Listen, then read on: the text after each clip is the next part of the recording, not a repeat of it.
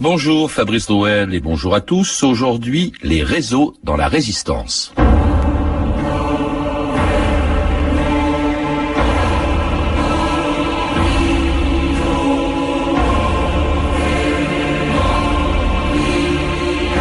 On ne s'appuie que sur ce qui résiste.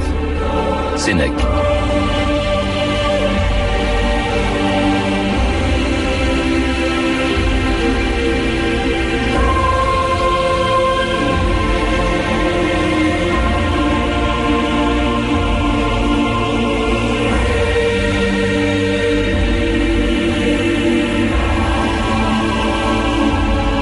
Dominant l'histoire.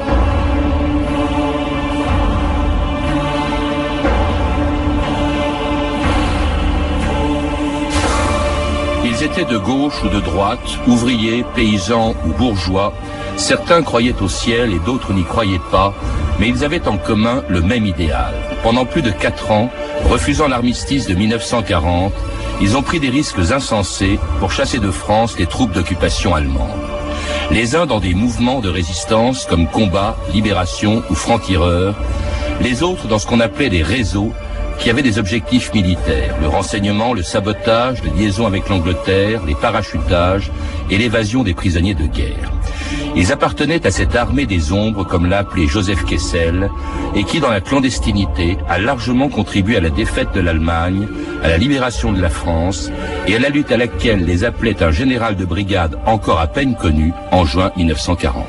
Beaucoup de Français n'acceptent pas la capitulation ni la servitude pour des raisons qui s'appellent l'honneur, le bon sens, l'intérêt supérieur de la patrie. Moi, général de Gaulle, j'invite tous les Français qui veulent rester libres à m'écouter et à me suivre. Vive la France, libre dans l'honneur et dans l'indépendance. Rémi Coffer, bonjour. Bonjour. C'était le général de Gaulle en juin 40 et les débuts d'une résistance dont on a souvent du mal à raconter l'histoire. D'abord parce que, par définition, elle était clandestine et ensuite parce qu'elle regroupait des réalités tellement différentes que plutôt que de parler de la résistance, on devrait dire plutôt les résistances. Et parmi elles, 2 types d'organisations de résistance, ce qu'on appelait les mouvements, et puis il y avait les réseaux. Dans votre dernier livre, vous parlez d'un réseau imaginaire, le réseau Bucéphale. C'est un roman mais qui se fonde sur une réalité, sur la réalité de ce qu'étaient ces réseaux. Mais avant d'en parler, j'aimerais que vous nous rappeliez justement la différence entre mouvement et réseau, Rémi Coffer. Alors la différence entre mouvement et réseau, les mouvements ce sont des grandes structures généralistes à vocation politique mais aussi militaire puisqu'ils secréteront des ailes militaires. Les réseaux ce sont des structures spécialisées, beaucoup moins nombreuses et qui ont vocation par exemple comme mon réseau Bucéphale à faire du renseignement ou à faire de l'action, du sabotage ou les filières d'évasion. Vous voyez, ce sont des structures beaucoup plus spécialisées et de taille beaucoup plus restreinte, c'est-à-dire quelques centaines, au maximum 1500 personnes, alors que les mouvements ont regroupé beaucoup plus de monde. Et dans les réseaux aussi, on ne parle pas, on ne fait pas de politique, et pourtant d'ailleurs, on le comprend très vite dans votre livre aussi, dans ce roman, Le réseau Bucéphale, mais c'était vrai dans l'ensemble des réseaux, les membres sont d'origine politique, sociale, de conviction religieuse ou d'absence de conviction religieuse, enfin ils sont très différents. Ce qui frappe, d'ailleurs c'était vrai aussi pour les mouvements, c'est la variété du recrutement. Ah bah c'est impressionnant, hein. Ça c'est le miracle de la résistance, c'est-à-dire que des Français qui éventuellement se seraient détestés dans les années 30, se seraient haïs parce qu'ils étaient de bords politiques opposés, se reconnaissent de manière presque immédiate, sympathisent, et je dois dire que pour avoir beaucoup travaillé sur les questions de résistance, les amitiés de résistance c'est dur comme du rock. Et ça va au-delà des clivages politiques. Oh tout à fait, et des gens se rendent compte tout simplement, je vous dis, qu'ils se seraient passés à tabac pour ne pas dire plus 5 ans auparavant, et ils se demandent mais pourquoi. D'ailleurs j'ai 2 personnages, un moment de femmes qui se disent mais on se serait haï avant la guerre, pourquoi. Il y avait des sympathisants du Front Populaire, il y avait des communistes, il y avait aussi un ancien cagoulard d'extrême droite qui était Lustano Lacco du réseau Alliance. Oui, tout à fait, qui a été suppléé après quand il est tombé par Marie-Madeleine Fourcade. Il y a effectivement des gens qui venaient de l'extrême droite cagoularde, des gens qui venaient de l'extrême gauche communiste, des gens qui avaient été Front Popu, des gens qui avaient été anti-Front Popu. C'est une disparité et au fond c'est une miniature de la France, si vous voulez, parce que vous avez toute la France, mais disons en plus petit. Toute la France et tous les sexes, parce qu'il y avait des hommes, mais vous en avez mentionné une, mais il y en a eu d'autres, des femmes, hein, comme Germaine Tillion, membre d'un des tout premiers réseaux de résistance, un réseau d'évasion, le réseau du Musée de l'Homme. En réalité, le réseau Musée de l'Homme a commencé, comme n'importe quelle rivière, par une multitude de sources. Nous avions, nous, organisé d'abord des étapes. Il fallait loger les prisonniers. Il fallait les nourrir, il fallait leur faire des faux papiers, il fallait leur trouver un passage sur la zone de démarcation. Alors tout ça, c'était ce qu'on appelle vraiment une filière. Telle source, elle a une ligne d'évasion, mais ensuite elle ne sait pas quoi faire de ses prisonniers. Telle autre, elle a une filière. Bon, ben elle prend les prisonniers qui arrivent. Alors il faut rebrancher tout ça. C'est ce qu'on appelle un réseau. Combien de gens avez-vous en tout embarqués pour Gibraltar? Les 2 officiers canadiens des commandos de Dieppe, 3 nouveaux gars de la RAF tombés en parachute, et 2 Belges condamnés à mort par les Allemands. Alors? Le pêcheur vous attendra à partir de minuit. Il a un grand bateau, il peut emmener tout le monde dans un seul voyage. Madeleine, la fille de la maison, vous conduira à l'endroit, à travers champs pour éviter les rondes. Très bien.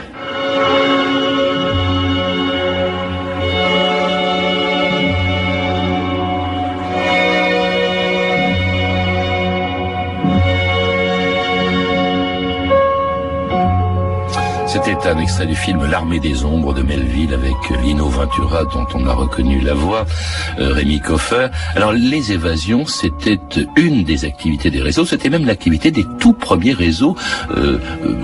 Tout à l'heure, on a entendu Germaine Tillion qui en était membre parler du réseau du Musée de l'Homme, qui est démantelé dès 41, qui commence donc à fonctionner très tôt, dès 40, et qui est démantelé en 41, réseau qui comprenait en effet beaucoup de femmes. D'ailleurs, les réseaux comprennent souvent beaucoup de femmes. Le Musée de l'Homme, il faut le rappeler, c'est parce que son fondateur était un ethnologue qui était Boris Videt, oui. Et il manquait totalement d'expérience. C'est pour ça qu'ils se sont fait arrêter. Germaine Tillion a été déportée de Ravensbrück. C'est un réseau d'intellectuels, de jeunes intellectuels qui décident de travailler. Tout le monde travaille par capillarité dans la résistance. Pour être plus clair, c'est l'occasion qui fait le larron. Vous rencontrez machin, un copain d'enfance, etc. Vous sondez ses opinions, vous apercevez que lui aussi aime pas les Allemands, que lui aussi aime pas Vichy, etc. Passez-moi l'expression, au bout d'un certain temps, vous lui proposez la botte. Le temps peut être très court parfois. Vous rencontrez un tel qui dispose d'une maison isolée, qui dispose de quelque chose, qui a un cousin qui peut permettre de franchir, vous savez, cette ligne de démarcation qui divisait la France entre zones dites non occupées et zones directement occupées par les Allemands. Eh ben, vous sautez sur l'occasion. Vous proposez, et c'est ainsi, comme l'expliquait Germaine Tillion, que se créent effectivement les réseaux. Alors il y aura d'autres après le réseau du Musée de l'Homme, le réseau Pat O'Leary, le réseau Shelburne. Alors la ligne Pat O'Leary, c'était un médecin belge qui s'appelait Albert Guéris qui dirigeait cette ligne, qui était une filière d'évasion, surtout pour les aviateurs à Lyon. On en parlait tout à l'heure dans le film L'Armée des Ombres. Là, c'était important effectivement de faire retourner particulièrement les pilotes, parce que les Anglais, les Américains par la suite manquaient cruellement de pilotes. Alors c'était très important, si j'ose dire, de leur retourner leurs pilotes prisonniers. Vous voyez ça d'ailleurs dans les pilotes tout simplement parachutés avant qu'ils soient pris. Oui, voilà, qui trouvent refuge. Vous voyez ça, tout le monde se rappelle de la Grande Vadrouille d'ailleurs. Oui, exactement. Alors justement, ces évadés de France, comme on les appelait, c'était pas forcément des prisonniers de guerre. On les appelait d'ailleurs des colis. Je crois c'est comme ça que les membres des réseaux, les résistants surnommaient leurs colis. Il y avait aussi des agents brûlés, des agents de la résistance qui devaient absolument partir parce qu'ils étaient reconnus, des volontaires aussi très importants pour la France libre, des réfugiés menacés par des persécutions, et puis alors des filières différentes. Il y avait quelles étaient les routes par lesquelles on faisait évader ces gens-là? Alors, les colis, comme on disait. Voilà, alors les colis, tant que la zone sud de la France a été non occupée, c'est-à-dire sous la domination de Vichy, mais pas directement des Allemands, on a pu utiliser les côtes. Quand les Allemands sont arrivés à la fin 42, ça a été beaucoup plus difficile dans les côtes méditerranéennes. Pour l'Afrique du Nord, les autres filières passaient évidemment par l'Espagne. Alors il fallait avoir des passeurs, et puis en Espagne, une fois qu'on était en Espagne, on aboutissait souvent dans les tôles de Franco, et on y restait souvent assez longtemps. Et puis les autres filières pour sortir, c'était ce que j'ai mis en couverture de ce livre, ces petits avions qui atterrissaient la nuit, les Lysander, qui est un petit avion qui atterrissait sur 200 mètres, donc c'est un vrai miracle, donc qui pouvait emporter 2 voire 3 passagers. Il y en avait qui descendaient, d'autres qui montaient. Le courrier, ils emportaient également le courrier, ils franchissaient la Manche. Et puis il y avait également des bateaux. Je raconte assez en détail ce qu'on appelait une opération maritime. Vous savez, il y avait toute une flottille de la Royal Navy, il y avait toute une flottille, la flottille N51, qui était composée de bateaux. Pour donner une image, le haut, c'est un chalutier, et sous la ligne de flottaison, elle était sur hors-bord. C'est très puissant, ça peut aller très vite, etc. Il y avait quand même une infrastructure. Et tout ça grâce à ces réseaux d'évasion très cloisonnés pour des raisons de sécurité, on s'en doute, et sans rapport d'ailleurs avec d'autres types de réseaux, comme le réseau de renseignement Alliance, auquel appartenait une autre femme, une grande résistante, Marie-Madeleine Fourcade, qui m'avait raconté en 1990 les activités de son organisation.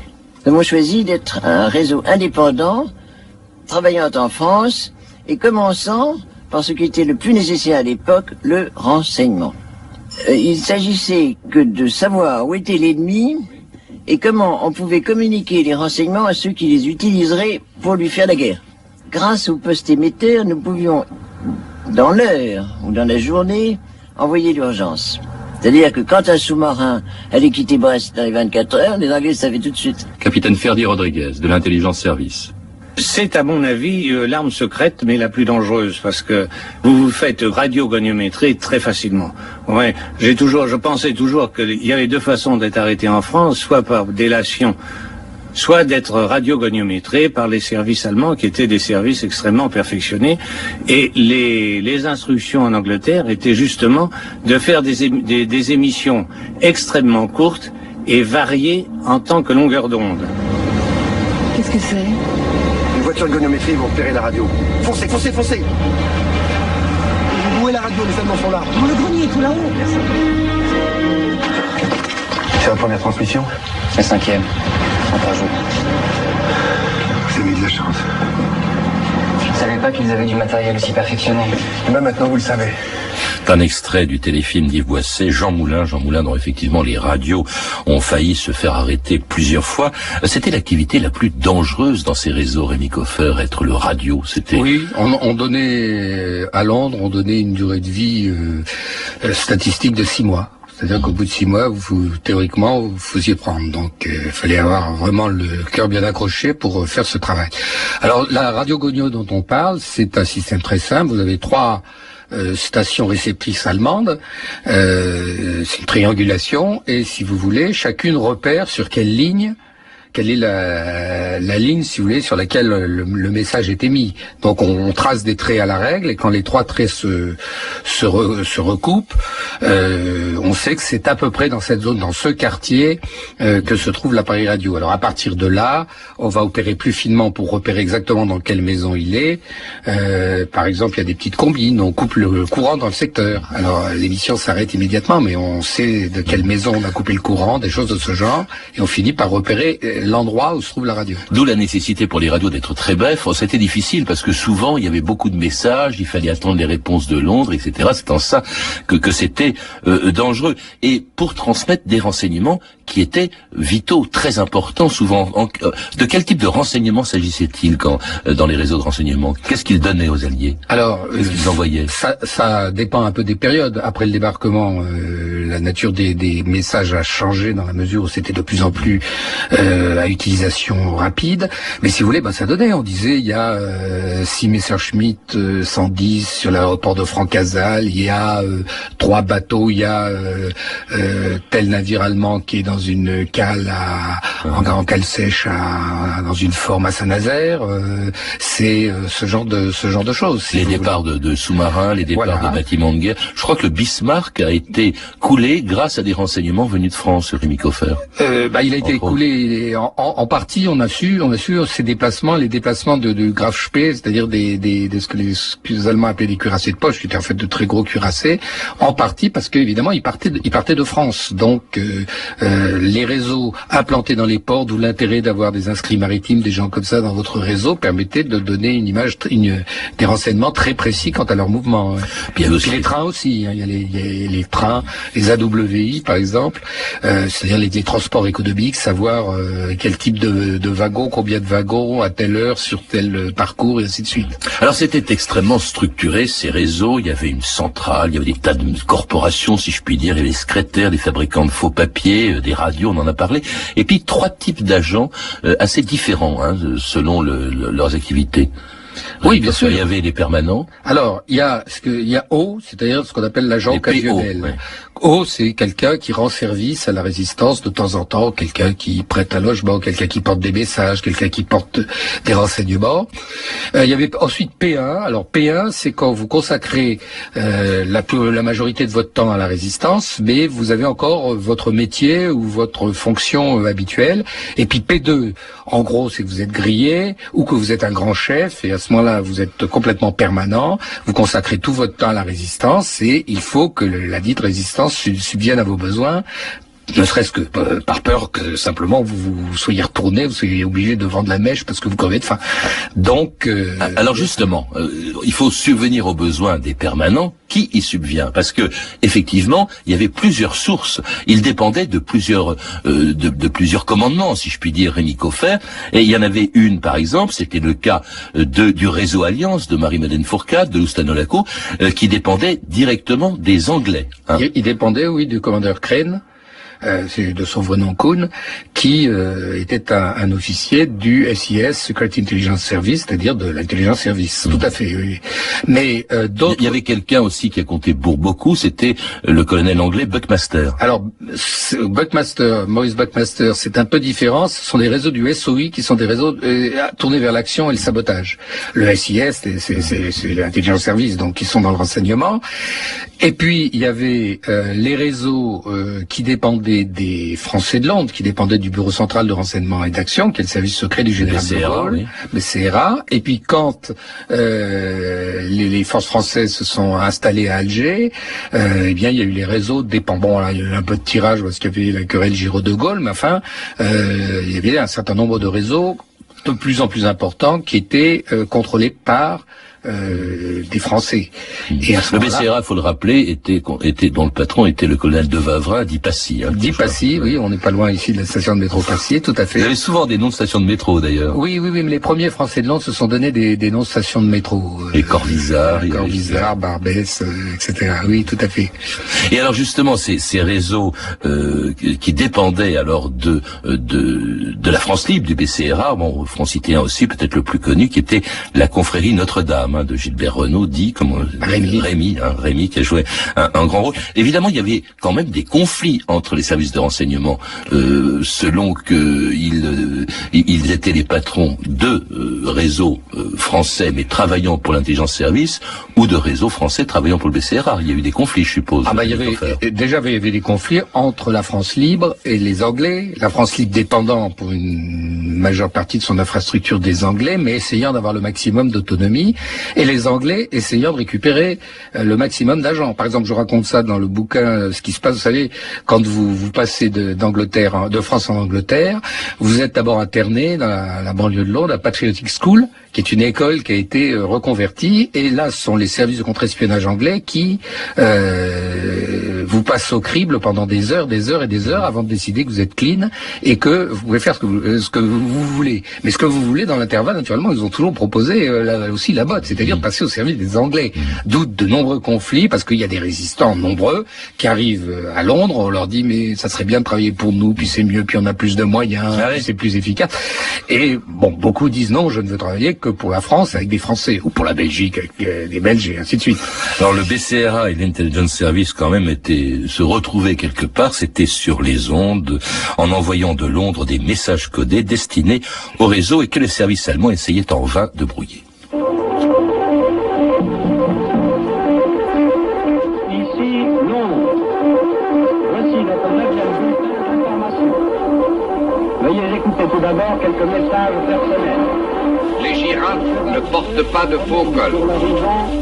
Clémentine peut se curer les dents. Andromaque se parfume à la lavande. Le facteur s'est endormi. Ces messages personnels que la BBC diffusait tous les soirs pendant la guerre ont longtemps intrigué les Français qui en cherchaient vainement les clés. Mais j'ai demandé au colonel Buckmaster, un des chefs des services britanniques, de le préciser une fois de plus. Ah, ces fameux messages personnels. Alors je vais vous l'expliquer, c'est très simple. Ils n'avaient pas de sens à soi. C'était des messages qui étaient arrangés avant le départ d'un de nos officiers. Et nous nous sommes arrangés avec lui que quand il entendait ce message-là, ce soir-là, il y aurait un parachutage, ou bien on se servait des messages pour annoncer l'arrivée de quelqu'un et pour faire du sabotage des usines qui travaillaient pour les Allemands. C'était le colonel Buckmaster au micro d'André Gillois en 1973, alors qu'il parle d'une autre activité qu'on n'a pas encore évoquée. Vous en avez dit un mot, mais je voudrais que vous précisiez, Rémi Coffer, c'est l'action. Ce sont les sabotages, effectivement, et qui ont joué un rôle de plus en plus important au fur et à mesure que la guerre avançait. Bien entendu. Et c'était en effet la spécialité du service que dirigeait le major Buckmaster, qui était le Special Operations Executive, SOI, pour lequel travaillaient de nombreux Français ou de nombreux résistants des pays européens. Alors là, c'est le sabotage des usines, le sabotage des voies ferrées à certains endroits, le sabotage des installations, des gares, des aéroports, etc. Donc,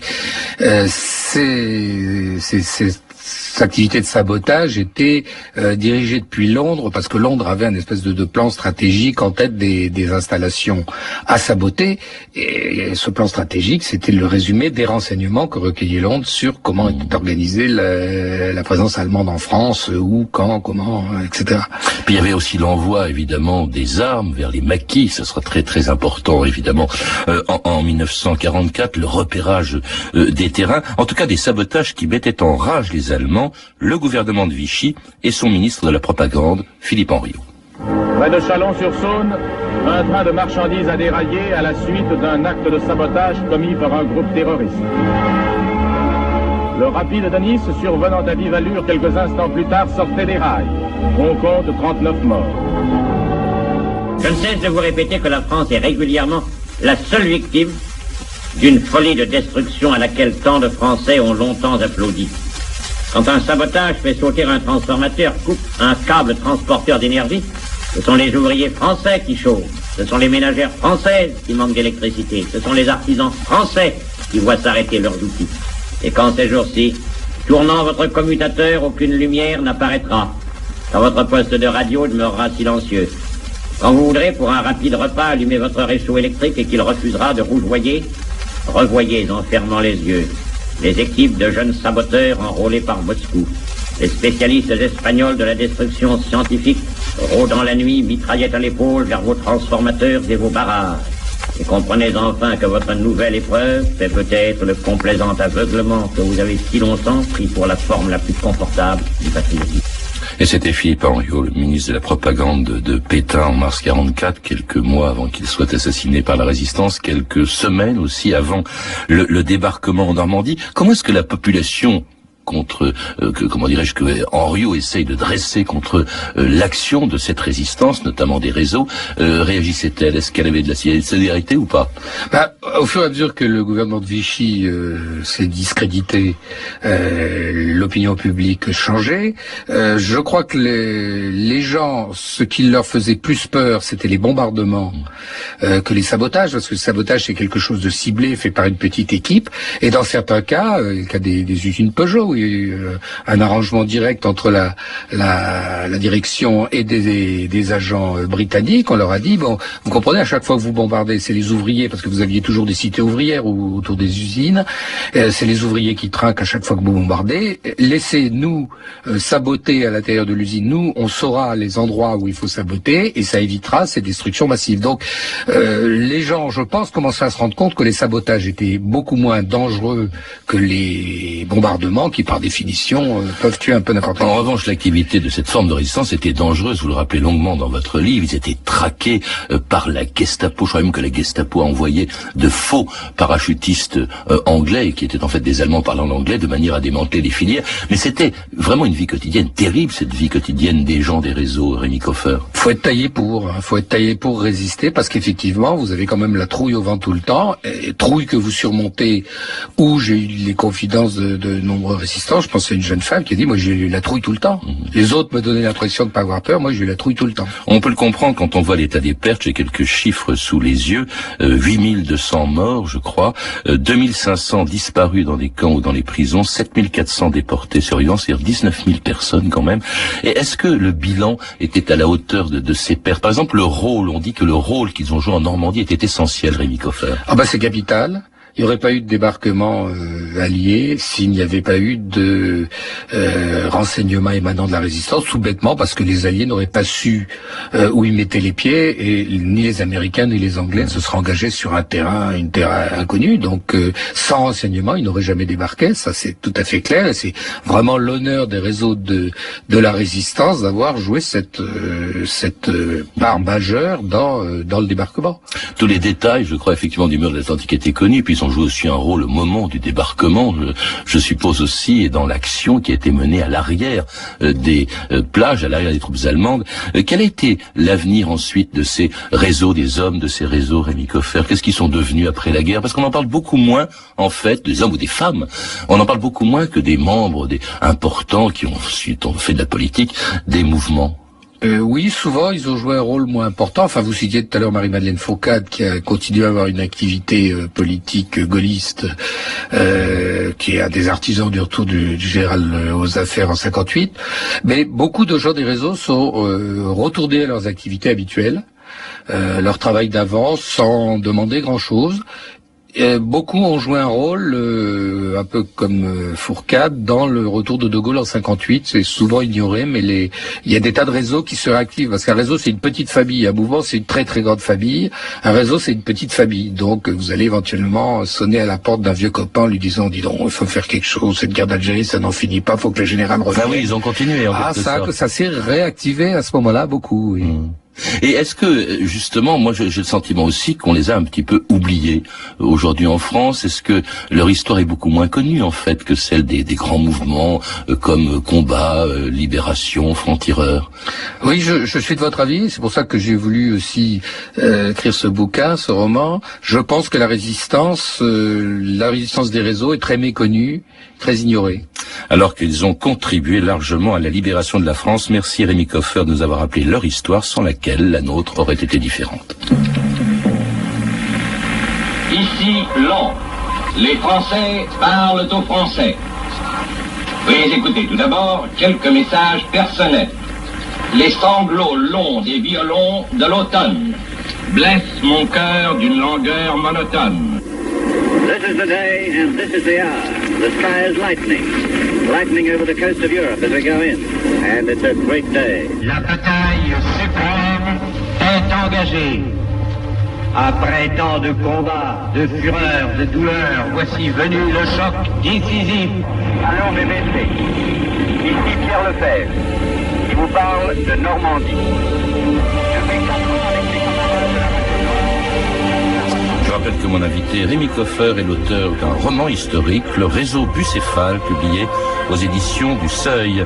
Vous avez pu entendre des extraits des films suivants: L'Armée des Ombres, disponible en DVD chez Studio Canal; Jean Moulin, d'Yves Boisset, disponible en DVD chez France Télévisions, et également des témoignages, vous avez entendu, des témoignages enregistrés lors de l'émission Les Premiers Résistants, diffusée sur France Culture le 25 août 1988. Toutes ces références sont disponibles par téléphone au 32 30, 34 centimes la minute, ou sur franceinter.com. C'était 2000 ans d'histoire.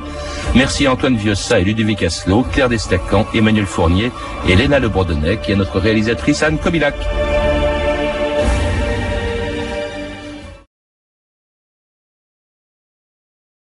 On termine avec celui qui était l'invité d'honneur de la partie musicale, mais qui a dépassé, car ce n'est pas seulement un musicien, c'est un journaliste à sa manière.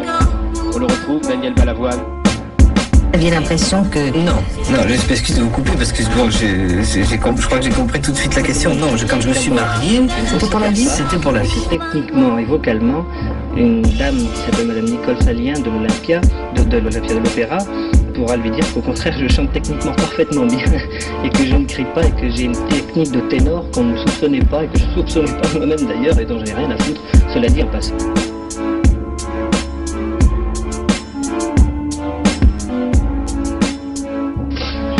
Balavoine ne sera pas là ce soir, non? Tu l'as pas invité? Ben si, je l'avais invité, mais il fait le Paris-Dakar, alors. Oui, mais enfin, il se passe rien ce soir au Paris-Dakar. Ouais, mais il faut qu'il se concentre, il faut qu'il se prépare. Ah oui. Des façons de dire les choses un petit peu plus concises, c'est un peu comme dans la vie d'ailleurs. Et ça dérange peut-être des fois les gens. Ça ne veut pas dire que je sois devenu un chanteur engagé, c'est pas du tout ça. Et je sais pas comment vous le dire, voilà. On a appris il y a une heure que Daniel Balavoine s'était tué en hélicoptère.